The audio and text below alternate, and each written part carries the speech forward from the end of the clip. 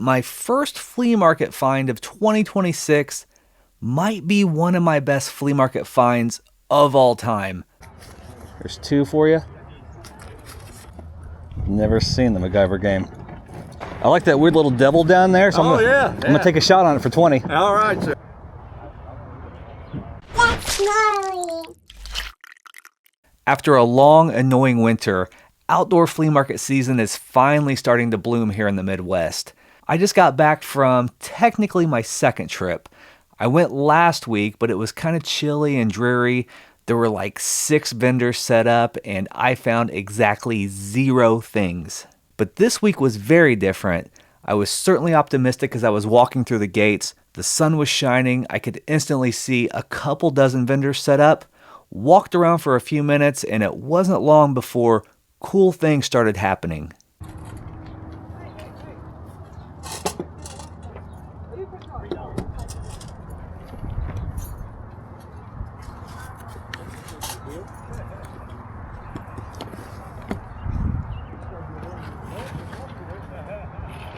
Doug.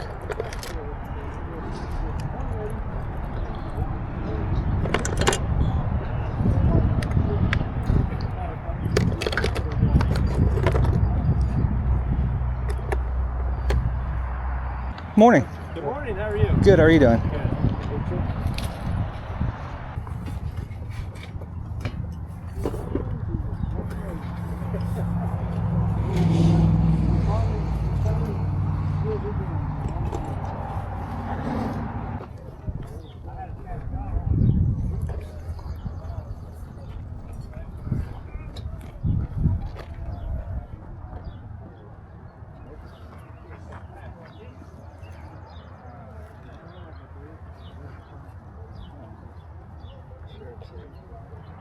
Horror DVDs.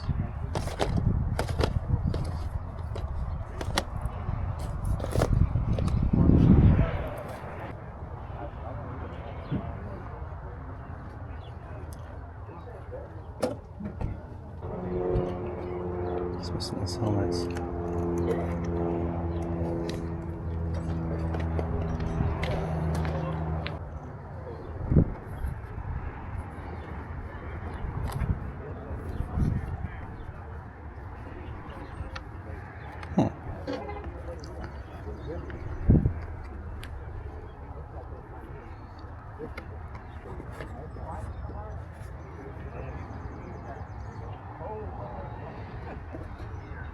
$45.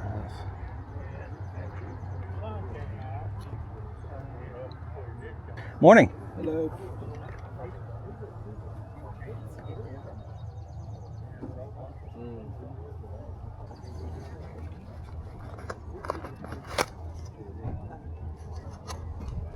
All there, I know. Yeah. I see a random pack every now and then. What's that? I see a random pack every now and then, not usually a whole box. Yeah, I've had them a long time. Yeah, that's cool. 65.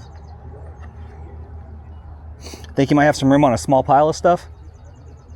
Try it. Let's see what we got. I'd be interested. I think you have 45 on this one. So these two, this, and this right here. What's that? 110, 175, 220, 245 is all in right there.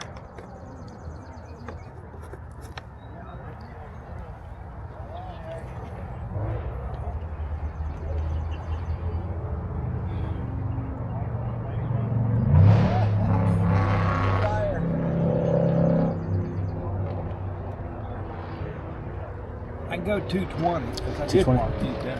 Okay, 220. First flea market buy of the year. There's 2 for you. That's 2. And 20? 20, you got it. All right. Thank you. Well, thank you, sir. Appreciate it. Get a sack. Right on. There you go. I'll let you bag it. That way I don't have to be sued. No problem. Appreciate it. If something happens. Thank you very much. Thank you. I quickly got to say that my first flea market find of 2026 might be one of my best flea market finds of all time. But there's a few layers to unpack here, so Let's maybe just save the breakdown of this little bundle till the end.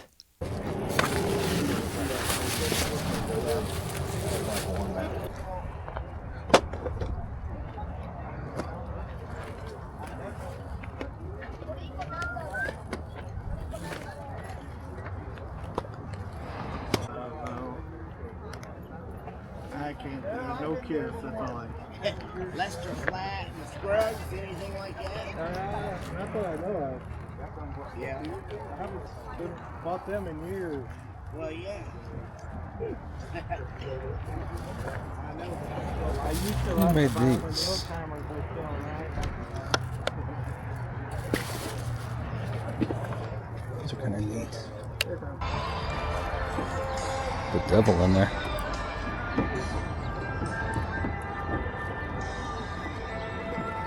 What do you have on the puppets? I'll go 20. 20 bucks? Yes, sir. Yeah, I like the devil in there.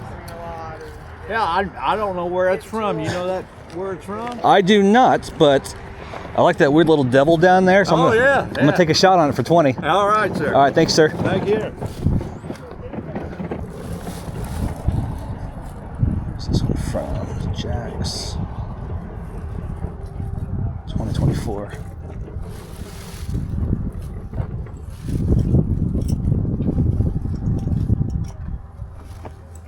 $5 and a roll of duct tape. You can have it. Never seen the MacGyver game. That's my two things: the super glue and duct tape. Works for everything.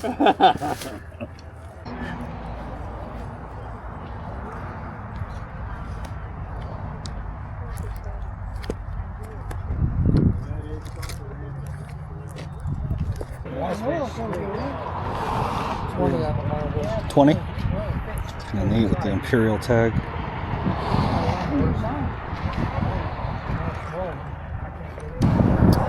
Thank you. Yeah, you got one? That'd be awesome. Thank you very much. All right, you have a great day. All right, you too. It's really hard for me to resist cheap nostalgia when it comes to the flea market, and that lack of resistance is pretty much exactly what happened here with this 1987 Imperial Deluxe marble set. Like most kids growing up, I had a ton of marbles that I used to play with, but I've never really stopped to think about the packaging that they might have come in. But there is not a doubt in my mind that this wouldn't have been the exact set I had as a kid. Everything about this just seems familiar. 1987 Imperial, the little carrying pouch, the little mesh bags that the marbles themselves come in, the design of the actual shooters here in the middle. I don't necessarily think 20 bucks was an amazing deal for something that's probably not that collectible, but I was happy to pay it just to kind of unlock those memories. But just before that, I picked up this weird set of vintage German puppets. There was a price tag on the back that said $75, which I would not have paid anywhere near that, but for 20 bucks, I had to just go ahead and grab them. I've seen some of these puppets loose many times in the past. I think I've even bought some a few times. No one ever really knows what they're from or what they are. I always hear that maybe they're from Mr. Rogers or something like that, but it never quite adds up. So it was just really cool to see the packaging and to kind of have an idea, even if it is in German, what they are, where they're from, all that stuff. Like I was telling the seller, the main reason I picked up the box was because of this little devil puppet right here. I don't necessarily care too much about the other ones. Like I said, I've even bought some of those in the past, but pretty sure this little evil boy is going to have a spot in the collection. That puppets. Nosy bears.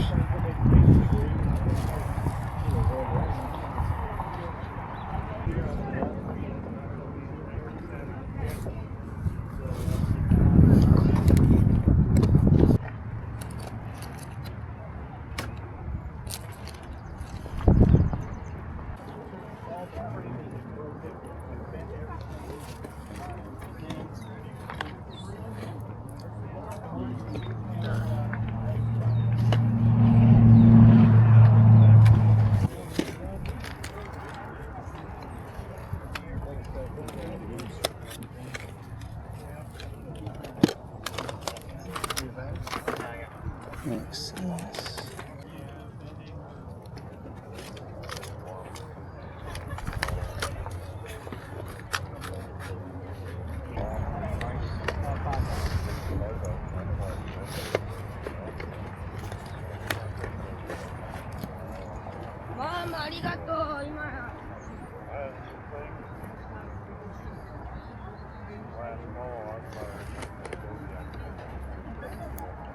$5 each on the regular. You're on to me, aren't you? 5 each? Sure. I like your sense of humor. Well, that's the only thing I've got left. If you those. lose that, you might as well. It's $2.30 for these. Okay, 50 all in. 45. 50 for you. Thanks, man. Would you like 15 on that one? Yeah. I'll take this one too. Give me a 10. 10? Thanks, man. 5 back anyway. There you go. Okay. Thanks, sir. I paid $60 for a small pile of stuff that's honestly kind of all over the place when you think about it. Whenever I see this seller at the flea market, I really try to study his tables to see if I can pick out anything, because I've gotten some great deals on some really interesting things in the past, and it gets even better as the pile starts getting a little bit bigger. So just kind of going down the list here. I grabbed these carded 1987 Raggedy Ann and Andy figures, along with their little camel friend here, who cannot remember his name right now, but I did see these earlier in the morning, and I didn't want to spend 15 bucks a piece on them like the price tag says, but when he said 5 bucks a piece, I thought, might as well grab these. These are made by Terra Toys, the same company that did like the Battle Shield and stuff like that. A lot of the action figure cases, the Transformer case, a lot of that kind of stuff, but I always like to see Terra Toys on things. Also grabbed a little bit of media because the price was right. We do have a Devo cassette, an Ice-T cassette, a Yu-Gi-Oh! Game Boy Advance game that was priced at like $2, a copy of Howard the Duck on VHS because, I mean, come on, and an early sealed copy of Total Recall with the watermarks. But my personal favorite pickup from that table would be the vintage Kings Island The Beast Cup. I did kind of go back and forth on this for a few minutes because I could tell it was missing a lid, but even being here from the Midwest, I just don't see vintage Kings Island stuff very often. In case you don't know, Kings Island is a theme park in Ohio. We used to go there during the summer once in a while. Definitely rode the Beast once or twice. Probably couldn't do it now because I would just throw up. But I do have fond memories of that time, so it's cool to have something from that era. Walked around like 30 more times just to be sure. Picked up one more thing on the way out. Nothing we need to spend a whole lot of time on, just another one of those nostalgia grabs. A vintage Ertl Toys R Us trailer. Just thought, even though it was kind of beat up, it would look cool with my Ertl Children's Palace truck that I have. But before we wrap up, let's go ahead and talk about that very first bundle. Not only the very first bundle of the day, the very first flea market pickup of 2026 that I still can't quite believe. When you become a regular at a flea market, you start to become familiar with the way some people price, and you can use that to your advantage as you approach a deal, even if you're unsure about values. At this particular booth, I've gotten some great deals in the past. This seller tends to sprinkle in some very quality items, and in my experience, a lot of times they're priced pretty low retail in general. But once you start bundling, that's when things start tipping in your favor a little bit. For instance, I grabbed the starting lineup headline collection Michael Jordan because I love Michael Jordan. The tape is popped on this, but as you can see, it is unused, new old stock. This was priced at $45, which, as I suspected, is pretty low retail. Somewhere between like 45 and 60 bucks is what you can generally find a piece like this for. I wanted to add it to my collection with the bundle. It was a little cheaper than that, so happy to pay it on this one. Then, of course, we have the old store display box of the 1978 Donruss Elvis Presley wax packs. Just a full box of wax packs, which I'm always a sucker for. It was priced at $75, taken down to $65, and then a little less than that once the bundle was said and done. So I think these usually sell for between like $50 and $100, so pretty good so far. Then I also bundled it in the 1986 Kenner Mask Raven, which Kenner Mask isn't a line that I have a huge fondness for. I don't know a whole lot about it, but this was priced at 25 bucks. I could see that the car itself was in good shape. It did have the driver missing his helmet, of course, and I looked inside the little slot here and saw that it did have one of the projectiles. So 25 bucks before the bundle. Figured that was a pretty good deal. I think it still is. But the piece that really shocks me is the 1990 Hasbro WWF Andre the Giant mint on card. Much like Kenner Mask, I'm not personally a huge collector of Hasbro WWF, but Over the last couple months, I have bought a couple collections. I've sorted and priced and traded and all that, so I do have some familiarity there.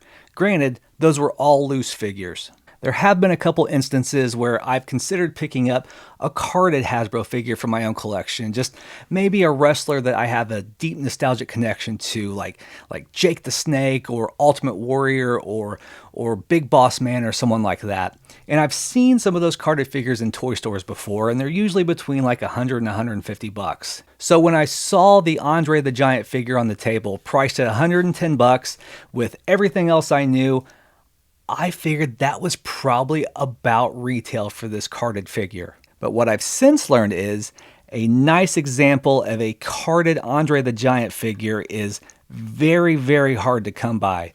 I've gotten tons of social media messages and comments.